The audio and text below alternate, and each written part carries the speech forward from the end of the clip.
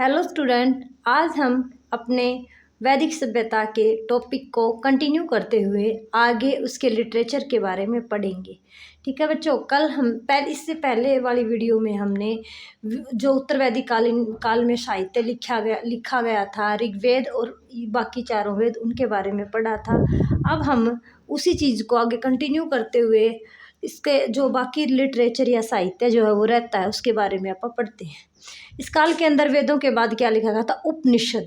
उपनिषद शब्द का अर्थ है गुरु के समीप बैठकर ज्ञान प्राप्त करने, यानी उप यानी कि साथ और निषद बैठकर।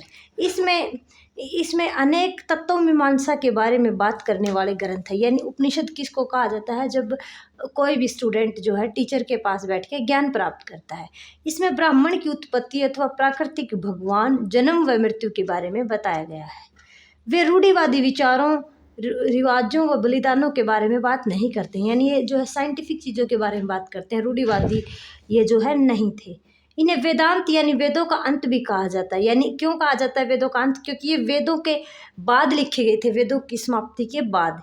ये हमेशा लोगों को ज्ञान की ओर ले जाने वाले मार्ग के बारे में बात करते हैं। यानी ये पहले नहीं बताया है बच्चों कि ये रूढ़िवादी विचारों के बारे में नहीं, बल्कि जो आधुनिक ज्ञान है उसके बारे में बात करते हैं। उपनिषद संख्या में 108 हैं।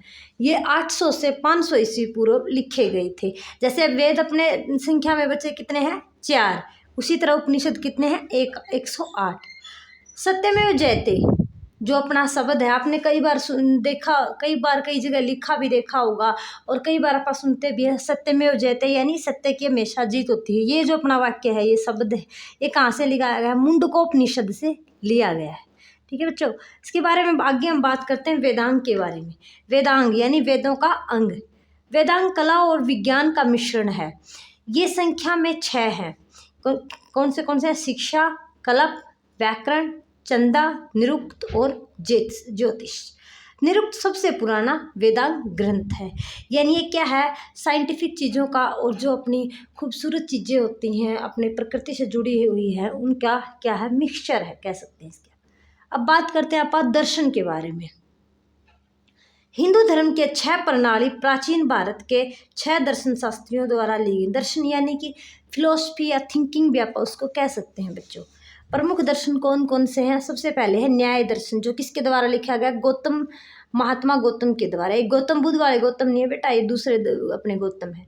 उसके बाद है सांख्यिक दर्शन, ये कपिल मुनि के द्वारा लिखा गया था। उसके बाद है पूर्व मीमांसा, जैमिनी द्वारा लिखा गया है। उसके बाद उत्तर मीमांसा, ये व्यास जी द्वारा लिखे गए। उसके बाद योग के बारे में तो बच्चों सभी को पता है, ये किसके द्वारा लिखा गया था? पतंजलि के द्वारा। पतंजलि का आजकल काफ़ी नाम है, आप पतंजलि के बारे में जानते हो। ये वो अपनी फैक्ट्री वाली पतंजलि नहीं है बेटा जिसके आप प्रोडक्ट घर लेके आते हैं। ये अपने पतंजलि योग गुरु हुए हैं अपने पतंजलि, और उन्हीं के नाम पे बाबा रामदेव ने जो है पतंजलि की फैक्ट्रियाँ लगा रखी हैं। उसके बाद है वैश्विक, किसके ने लिखा था? कणद ऋषि ने। उसके बारे में उसके आगे हम बात करते हैं बेटा स्मृति के बारे में। धर्मशास्त्र का दूसरा नाम स्मृति है, जो कि पुस्तकों में श्लोकों के रूप में है। मनुस्मृति सबसे पुरानी और प्रसिद्ध पुस्तक है। इसमें 8 प्रकार के विवाह के बारे में बताया गया है। इसमें और भी अनेक प्रकार के नियमों के बारे में बताया गया है। इसमें क्या है? जो अपने समाज के नियम है, भी अपने को किस तरह से रहना चाहिए, क्या चीज़ें होती हैं, उसके बारे में इनको बताया गया है। उसके बाद आप देखते हैं दूसरी जो साहित्यिक रचनाएं हैं उनके बारे में। इन सब के अतिरिक्त 18 पुराण कितने? 18, जिसमें मत्स्य, विष्णु, वामन आदि प्रमुख हैं। इस काल में लिखे गए थे। रामायण व महाभारत जैसे प्राचीन व महत्वपूर्ण ग्रंथ भी इसी काल में लिखे गए थे। यानी रामायण महाभारत के बारे में तो बच्चों सभी को पता है, वो भी इसी जो अपना पोस्ट ऋग्वैदिक काल है उसमें लिखे गए थे। भागवत गीता महाभारत के भीष्म पर्व से ली गई है। चरक संहिता बीसी काल में आचार्य चरक द्वारा लिखी गई थी। यह एक औषधीय ग्रंथ है जिसमें अनेक औषधियों व उनके उपयोगों के बारे में बताया गया है। जिसे आप एक डॉक्टरी ग्रंथ भी कह सकते हैं बच्चों।